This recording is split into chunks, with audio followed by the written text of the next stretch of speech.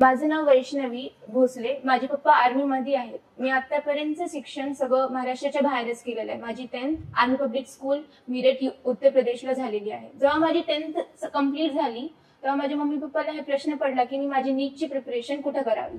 मग त्यांनी खूप सारे रिलेटिव्हला कन्सल्ट केलं आणि आम्ही ह्या रिझल्टवर आलो की आम्हाला श्री विद्यारत्न अकॅडमीमध्ये प्रवेश घ्यायचा आहे.